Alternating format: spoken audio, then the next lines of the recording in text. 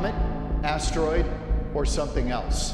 What if an interstellar object whirling through our solar system is actually a nuclear-powered spacecraft sent by aliens? The greatest mystery in our skies just got stranger. Howard's top scientists saying it could be a nuclear-powered alien craft. दोस्तों, इस number एक ऐसा object हमारे solar system में आ रहा है जो Manhattan city से भी बड़ा है और ये 2 लाख किलोमीटर की स्पीड से ट्रैवल कर रहा है।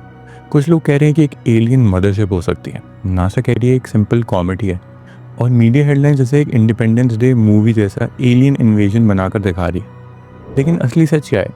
आज इस वीडियो में हम स्टेप बाय स्टेप डिटेल में समझेंगे एलियन शिप एटलस यानी 3i एटलस के बारे में, इसकी size, speed, unusual behaviour, alien theories और साइंटिफिक डिबेट सब कुछ कवर करेंगे। तो चलिए समझते हैं 3i एटलस को।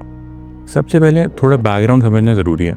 3i एटलस एक्चुअली एक इंटरस्टेलर ऑब्जेक्ट है, मतलब ये हमारे सोलर सिस्टम के बाहर से है। पहली बार ऐसा कुछ 2017 में देखा गया था जिसका नाम था ओमाउमा। उसके शेप और मोशन इतने अनयूजुअल थे कि कुछ साइंटिस्ट ने सीरियसली कहा कि शायद से एक एलियन प्रोब ही हो। फिर 2019 में आया 2i बोरिसोव जो एक टिपिकल कॉमेट जैसा ही था, और अब जुलाई 2025 में डिस्कवर हुआ 3i एटलस, हमारा third interstellar visitor. Interstellar objects rare होते हैं क्योंकि नॉर्मली एस्ट्रॉइड्स और कॉमेट्स एक स्टार के ऑर्बिट में फंसे रह जाते हैं, लेकिन कभी कभी ग्रेविटेशनल स्लिंगशॉट की वजह से वो अपने सिस्टम से बाहर निकल जाते हैं और कभी कभी एक्सीडेंटली हमारे सिस्टम में एंटर कर जाते हैं। यानी 3i एटलस एक कॉस्मिक टूरिस्ट है, एक विजिटर जो हमारे घर के आसपास से गुजर रहा है। अब डिटेल्स देखिए। साइंटिस्ट के एस्टिमेट के हिसाब से एटलस का साइज़ लगभग 20 किलोमीटर्स वाइड हो सकता है। अगर मैनहट्टन सिटी से कंपेयर करो तो वो सिर्फ 13 किलोमीटर्स लॉन्ग है। मतलब अगर ये ऑब्जेक्ट अर्थ से टकरा जाता है तो पूरा एक कॉन्टिनेंट वाइप कर सकता है। बट डोंट वरी, इसकी ट्रैजेक्टरी थोड़ी अलग है। इसकी स्पीड लगभग 2 लाख किलोमीटर्स पर आवर है, जो मैंने पहले बताई। दुनिया का सबसे फास्टेस्ट फाइटर जेट भी 3000 किलोमीटर्स पर आवर की स्पीड तक जाता है, मतलब ये ऑब्जेक्ट उससे 70 टाइम ज़्यादा फास्टर है। और ट्रैजेक्टरी नवंबर 2025 में ये वीनस, मार्स और जुपिटर के आसपास से पास करेगा। अर्थ के भी काफ़ी क्लोज होगा, लेकिन कोलिजन कोर्स पे नहीं है। सेफ है, लेकिन फैसिनेटिंग बहुत ज़्यादा है।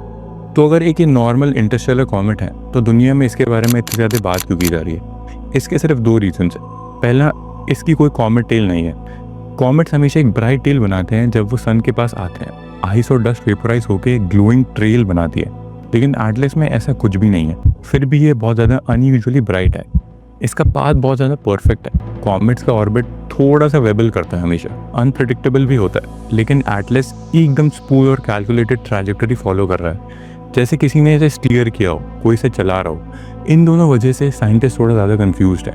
यही एंट्री होती है एवी लियोब की, हार्वर्ड के फेमस एस्ट्रोफिजिसिस्ट।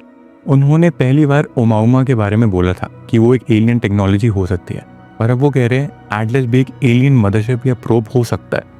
उनका कहना है कि इसका अनयूजुअल ग्रो और एकदम प्रिसाइज पाथ सजेस्ट करता है कि ये आर्टिफिशियली इंजीनियर्ड हो। एवी लियोब का आर्ग्यूमेंट एक्चुअली सिंपल है। अगर हम अपना वोयेजर स्पेसक्राफ्ट दूसरे स्टार से सिस्टम में भेजना चाहें तो वो भी एग्जैक्टली ऐसा ही दिखेगा।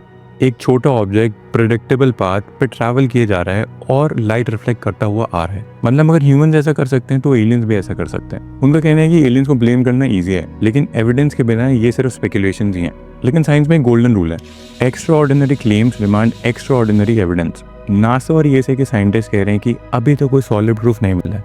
उनके हिसाब से एटलस एक नेचुरल कॉमेट है, शायद अपना मटीरियल लूज कर चुका है, इसलिए टेल ही नहीं दिख रही है, या फिर एक रेयर आईसी ऑब्जेक्ट है जो थोड़ा सा अलग बिहेव करता है। तो अभी के लिए डिबेट खुली है। एक तरफ है एवी लियोब जैसे बोल्ड थिंकर्स एंड दूसरी तरफ है ट्रेडिशनल कॉशियस साइंस। तो हमें इसे सीरियसली लेना चाहिए या फिर इग्नोर करना चाहिए? देखिए, इंटरस्टेलर ऑब्जेक्ट हमें एक रेयर चांस देते हैं दूसरे स्टार्स के सिस्टम को स्टडी करने का, उनके मटीरियल को स्टडी करने का। ये एक तरह का फ्री सैंपल है जो यूनिवर्स हमें बेच रहा है, और अगर हाइपोथेटिकली ये एलियन टेक्नोलॉजी निकली तो वो ह्यूमैनिटी का बिगेस्ट डिस्कवरी होगा अभी तक का। इससे हमें समझ आएगा कि हम अकेले नहीं हैं और स्पेस एक्सप्लोरेशन का पूरा पैराडिग्म चेंज हो गया है। तो दोस्तों, अभी के लिए तो 3i एटलस एक मिस्ट्री है, जो कुछ लोगों के लिए कॉमेट है, कुछ लोगों के लिए एलियन शिप है। सच क्या है वो हमें नवंबर के आसपास ही पता चलेगा, जब सारी ऑब्जर्वेशन हो रही होंगी। एक बात क्लियर है, ये डिस्कवरी हमें स्पेस के बारे में और एलियंस की पॉसिबिलिटी के बारे में बहुत ज़्यादा क्यूरियस बनाती है। आप क्या सोचते हो? क्या एटलस एक नेचुरल विजिटर है या फिर एक एलियन मदरशिप ही है? So thank you so much for watching this video. I hope I'll see you in the next one. Signing off, that's Vasu.